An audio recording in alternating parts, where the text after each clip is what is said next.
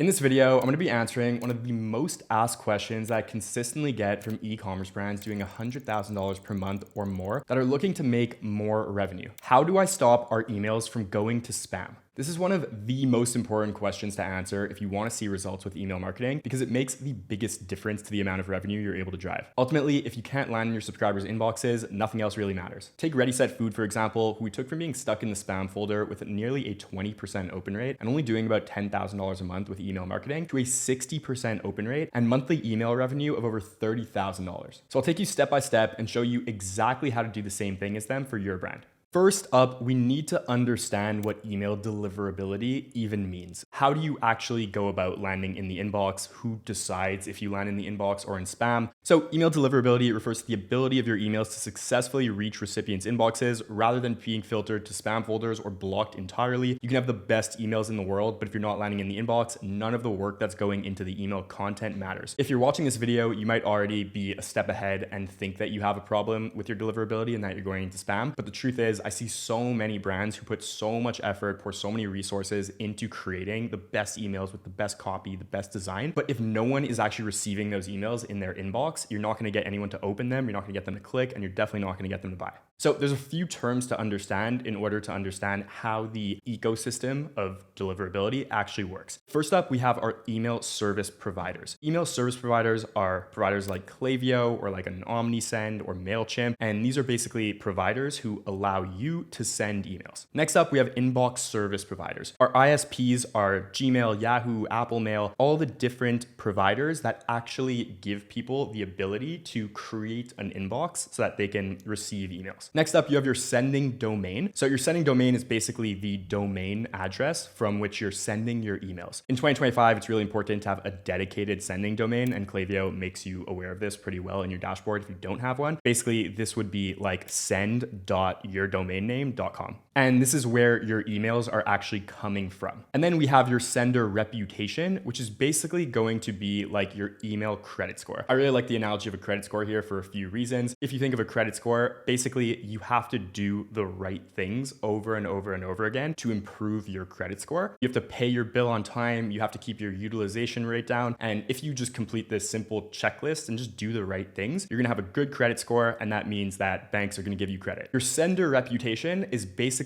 your domain's credit score in the eyes of the inbox providers. So every time you're sending an email, Gmail, Yahoo, all of the inbox providers are judging your reputation to assess whether you're a sender that is trustworthy or not. Now, the reason why it's obviously important for them to do this is because there are a lot of untrustworthy senders out there. So it is important for the inbox providers to understand who is sending content that people actually want to receive and then who is like a spammer or a scammer. So your job is basically to keep your sender reputation high so that the inbox providers know that you are trustworthy. And that basically allows them to put all of the emails that are coming from your domain into people's primary inboxes and not into spam. There's a reason why you personally, from your own first name, last name, Gmail or Hotmail email address, never land in spam. You can literally send an email to basically anyone on the planet today and it will go into their inbox. But you can't do that from your brand. So what's the difference? The difference is that you personally have a near perfect sender reputation because of the signals that are involved. So the positive signals that improve your sender reputation are people opening your emails, replying to your emails, clicking links in your emails. And the negative signals are people ignoring your emails, so not opening them, not clicking any links, and not replying to any emails that you send. And then the really negative signals are people reporting your emails as spam or bouncing. So the most common reason emails bounce is when you send an email to an inbox that does not actually exist. So basically, if you send it to like test123@gmail.com and that inbox doesn't exist, Gmail is going to bounce that email and that's going to negatively affect your reputation because the assumption is that any reputable sender knows who they're sending to. Now, on the other hand, if we talk about your brand, you probably have a pop-up form, which you should have on your website, where people are putting in email addresses nonstop. So let's say you're offering a 10% off discount and someone's putting in their email address just to get that discount. They could put in a fake email address and that is going to cause a bounce. And that is directly going to be tied to your brand's domain, and that's going to affect your sender reputation. Now, if we look at all of the factors that actually influence your sender reputation, there's engagement metrics, like I talked about, so opens or clicks, there's spam complaints, there's bounces, then there's sending volume consistency. If you're sending 3 emails a week and then you stop sending for 3 months and then send 5 emails in a day, that's going to hurt your sender reputation. The inbox providers really value consistency. And then there's authentication protocols. So don't get scared when you see this. I'm going to explain all of this in a minute, but these are basically tools that you have to tell the inbox providers that you are who you say you are and that someone else isn't trying to send an email like pretending to be your brand. Now that you understand a little bit about deliverability and your sender reputation, why are your specific open and click rates low?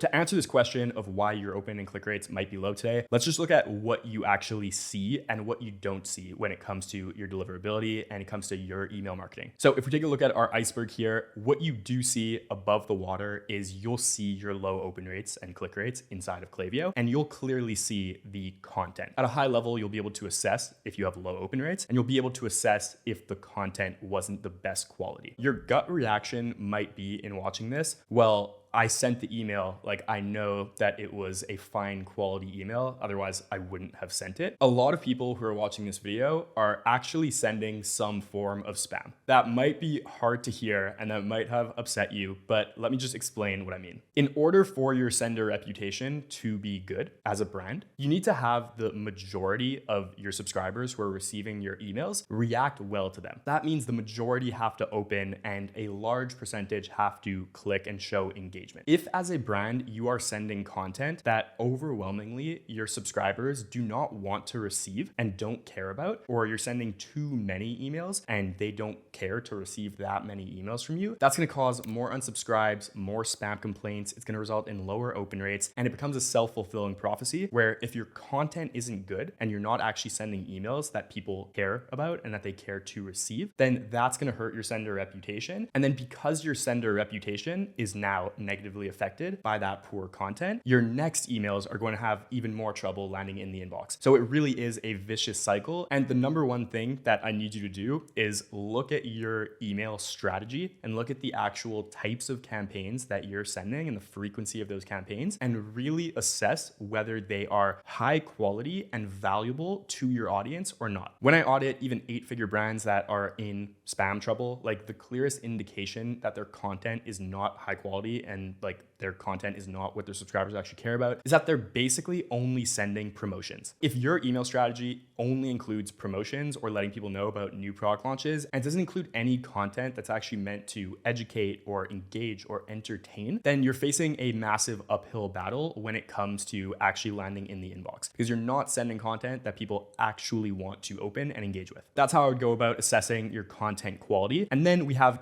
actual technical deliverability issues. So I'll go into more detail about this in a second, but under the hood, there could be actual technical things that you don't have set up properly, which are causing these deliverability issues. You can also have list hygiene problems. So it's super important to clean your list every single month and remove people who are completely unengaged. You only want to be sending emails to people who want to receive emails from you. And if you are sending to someone who has not opened an email from you in the last 3 years, this is really going to drag down your deliverability. And then finally, all the way at the bottom of the ocean is our sender reputation damage. If you're sending content that people are not engaging with, reporting as spam, that is over time hurting your sender reputation. And at a certain point, when your sender reputation gets too poor, like that could be the only reason why your emails aren't landing. So you might send great emails now, but your sender reputation has already taken a hit. So now you're behind. The 2 main reasons that you want to be on the lookout for are number 1, content quality issues. So irrelevant or low value content, poor subject lines that aren't capturing people's attention to get them to open. You can have excessive promotional language that's triggering spam filters. So if every one of your emails is saying in all caps, like 100% off,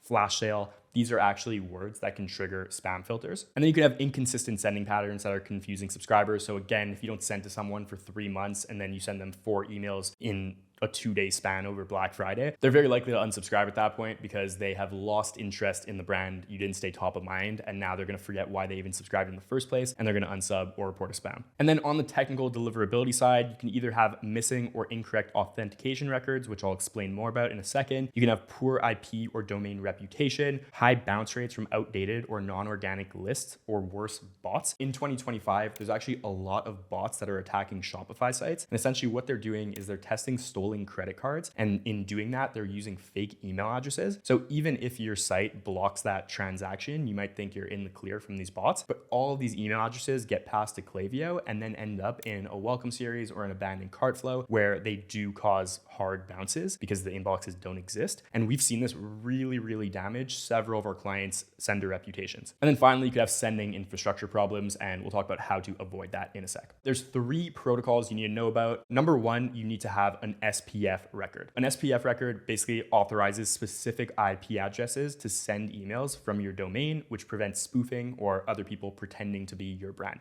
Next, you want a DKIM or DKIM record, and this basically adds a digital signature to verify that an email hasn't been tampered with while it's in transit from your domain to that subscriber's inbox. And then you have your DMARC record, which basically ties the SPF and DKIM record together with a policy on how to handle authentication failures. So your DMARC record is what's going to tell the inbox service providers what to do if they suspect that your email might be spam. And here's where some brands actually specify that if they think it might be spam because of a poor sender reputation, let's say, then send it to spam. Where in reality, we just want to tell them to continue on, send it to the inbox. All you need to understand about these 3 is that they tell the inbox providers that you are who you say you are and what they should do if they aren't 100% sure. These protocols all exist as DNS records. So wherever your DNS records live, which are going to be on your domain hosting site, so like GoDaddy or Cloudflare, let's say, this is where you're going to add in your DNS records for your SPF, DKIM, and DMARC. So in Klaviyo, within settings, you are going to go to your domains, and here's basically where you're going to have a branded sending domain that is set up. Now, what's important to understand is that Klaviyo offers dynamic routing or static routing. Basically, the main thing is that dynamic routing, which uses NS records, automatically routes emails through optimal sending infrastructure. So you want to be using dynamic routing. It basically will adapt to changing deliverability conditions over time, and it gives Klaviyo the ability to really help you out and avoid any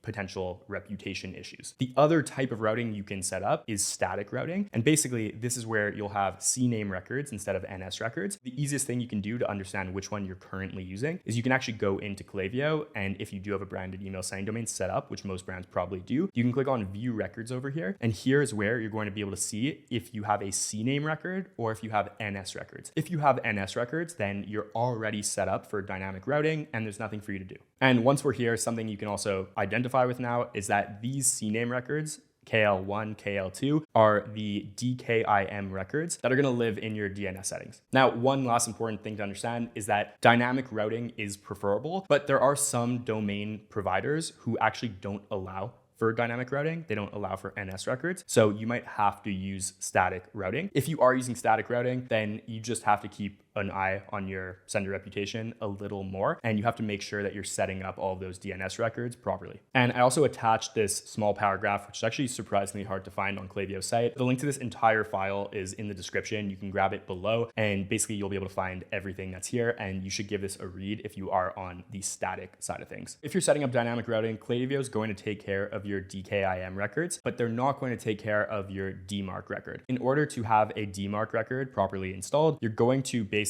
just go into this DMARC record generator here. I'll drop the link inside of the presentation so you can get here quickly. And essentially, this is exactly what it's going to look like. So I put in test.com for the domain. You can put in your domain name here. And what's really important is you're going to copy paste this into your DNS settings, and you're going to make sure that this P says P equals none. If it says P equals quarantine or P equals reject, that's basically going to tell the inbox providers to send it to spam instead of continuing to send it to the inbox, which is what none does. Now, how do we actually go about tactically building a stronger sender reputation? The most fundamental principle is that you need to send relevant, high quality emails and valuable emails to people who have explicitly opted in to receive them. And you want to make sure that you are not sending to people who don't want to receive emails from you. I left this note here that quality consistently outperforms quantity in email marketing, and this is absolutely true. Sending 12 amazing campaigns from your brand per month will, over the long run, 100% outperform sending 20 poor quality campaigns. If you're currently landing in spam and your click rates are not as good as you want them to be, number one, you want to start sending your campaigns, basically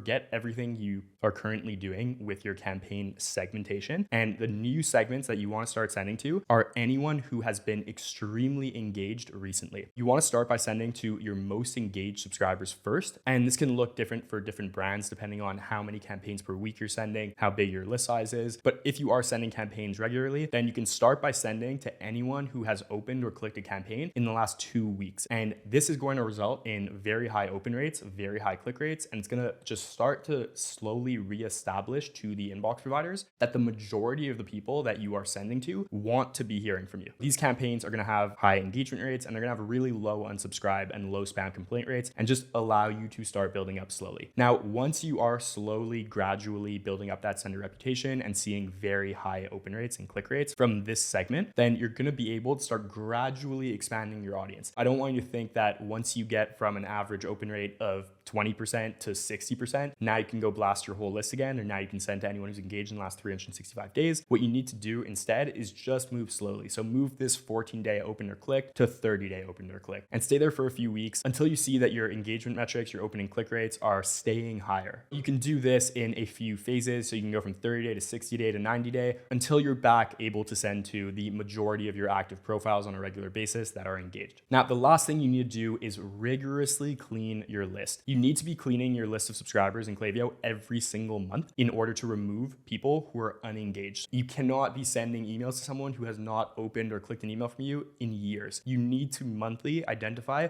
who in the last 6 months has shown no engagement after we've tried sending emails to them, and then listen to that data. So if someone's clearly telling you that they are not interested in hearing from you, then you don't want to keep them on your list. When it comes to specific segments that you can use and the exact definitions, Klaviyo does have a good, pretty hard to find help article on this, which basically lets you know exactly what plan you should follow in order to warm up your domain and get out of spam. Now, some other things that you have to do to keep your list clean and just have really good sending practices to avoid hurting your sender reputation with each campaign you send is, number one, you need to exclude soft bounces from your campaigns. Soft bounces are going to happen whenever you send an email to an inbox that for some reason cannot receive the email temporarily. So a hard bounce is going to happen when the inbox actually doesn't exist, but a soft bounce can happen if the inbox is full or just can't be delivered right now. You don't need to exclude anyone who ever soft bounces right away, but if someone does soft bounce several times, each of those soft bounces, especially when you're sending to tens of thousands of people in a campaign, are going to hurt your sender reputation. Once someone has hit 3 or 4 soft bounces in a row,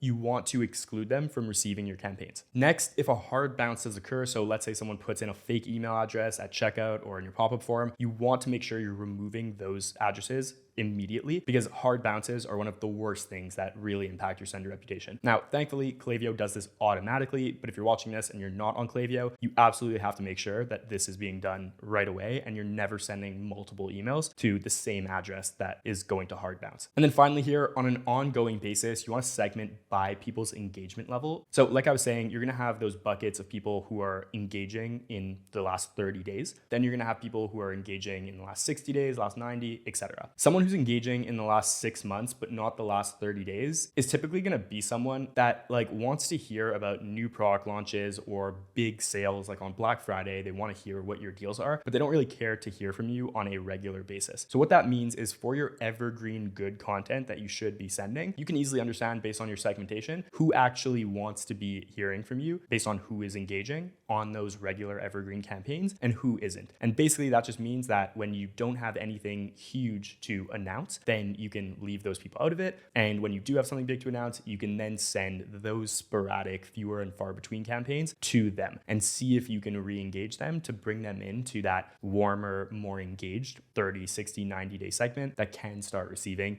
your evergreen campaigns again. Now, finally, we get to testing and monitoring your deliverability. So how do you actually know if your deliverability is not in good shape, if your sender reputation isn't in good shape? There's 2 things that you can do here. You can start by looking at your Klaviyo reports. By looking at the deliverability tab in Klaviyo, you're going to have your deliverability score. If you're really not doing well in several areas, Klaviyo will tell you that. And essentially your deliverability score, like we talked about, is going to be a factor of your open rates, your click rates, your bounce rate, unsubscribe rate, spam complaint rate. So Klaviyo will tell you where you can actually be improving here. And you're going to be able to identify if your issues are coming from your campaigns, which campaigns specifically they're coming from. And then in your flows as well, you're going to be able to identify if your deliverability is not great and then why. Basically, if we're seeing very low open rates and we're seeing that we have a bounce rate of 2.68% over here, we know that there's something that is going on with the welcome flow in this case that is causing a high bounce rate, which is leading to low open rates. And we need to identify, why is that high bounce rate occurring? Is it because a lot of people are using fake email addresses in the pop-up form? Is it because there's a lot of bots that are coming in at checkout and then going into the welcome flow? Here, we'll be able to quickly identify any issues and then fix them.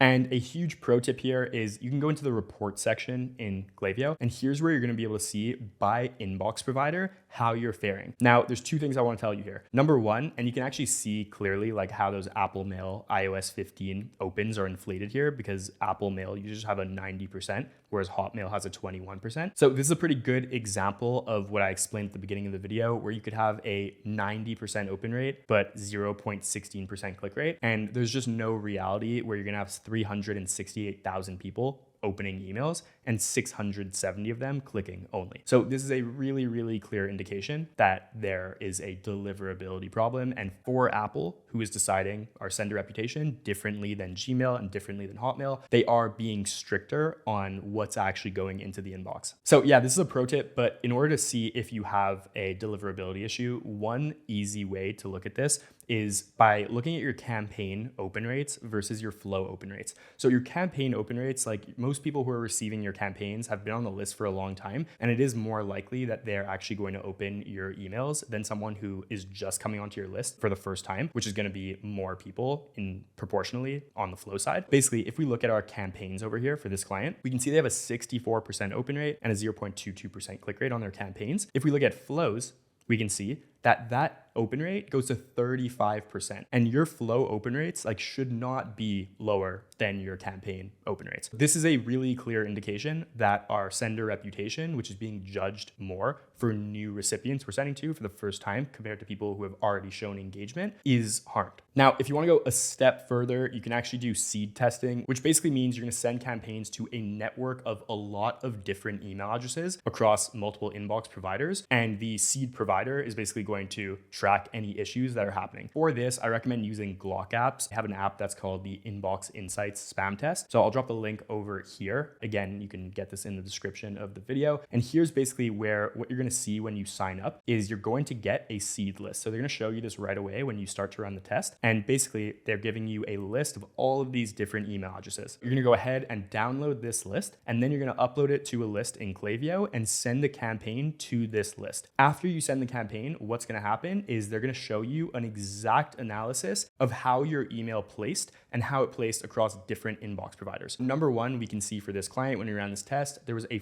47% of the inboxes we sent to had the email land in the inbox, which is exactly what we want to see. 31% went into tabs like the promotions tab in Gmail, and then 21% landed in spam, which is definitely a lot higher than we would like to see. And then you can see exactly why this is happening. Number one, we can see that the IP reputation, and this is coming from an inbox that had their DNS settings hosted by Klaviyo, was problematic. Because we were in this shared IP pool with other brands on Klaviyo, we can see that these IP addresses are actually on block lists. So there are internet-wide block lists and spam lists where the inbox providers will refer to a common pool of IP addresses or inbox that have been flagged as being spam or flagged for being blocked. So if you see that this is an issue, one of the big steps you can take is actually getting on a dedicated sending IP address. And basically that's going to mean that you're not going to be in a shared pool with other Klaviyo brands. Everything that happens with your sender reputation is going to be due to your actions, and no one else is going to affect that. That can be good or bad. If you're doing everything we talked about in this video, it will be very good because you're following all the right protocols and the right framework. But if you're not doing all the right things, then you could potentially be saved by other brands who are doing those right things. The next round of analysis, it's checking any domain block lists. It's checking for our DKIM and our DMARC record. So you can see it's letting us know that for this client, the DKIM signature is valid. The DMARC record has been successfully authenticated. And then it checks for Google's spam filter. So it passed the spam filter on Google, on Microsoft. And then Barracuda and Spam Assassin are basically these big networks who are monitoring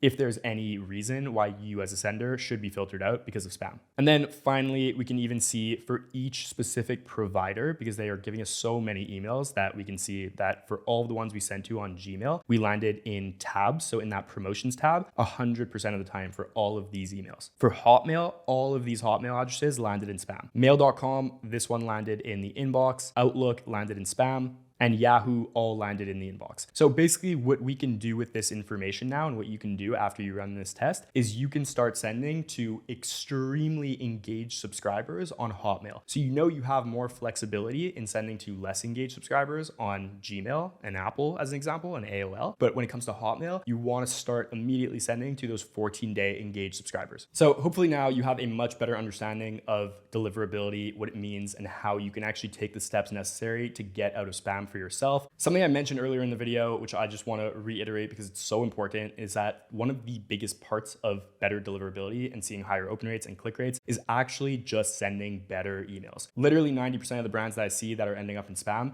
are sending emails that I wouldn't open myself. If your content isn't good, then you can't expect people to want to open it and engage with it. And that is constantly sending signals to the inbox providers that you are not a sender that people want to hear from. So when it comes to content of the emails, you actually need to make sure you're sending valuable content, and you want to be making sure that the emails you're sending looks good and actually visually engages your subscribers to want to open them, get that dopamine rush, and go ahead and take action to engage with it and click it and go shop. You're gonna have a much better chance of driving much more engagement if you're sending emails that look amazing and that people want to open because of their creative. Which is why in this video right here, I do a full breakdown of how you can design your own emails for Klaviyo, both for your automated flows and for your regular ongoing campaigns, all inside of Figma. Even if you've never designed anything in your life, I guarantee that you'll be able to start creating solid emails that actually get people to want to open. I'll see you over there.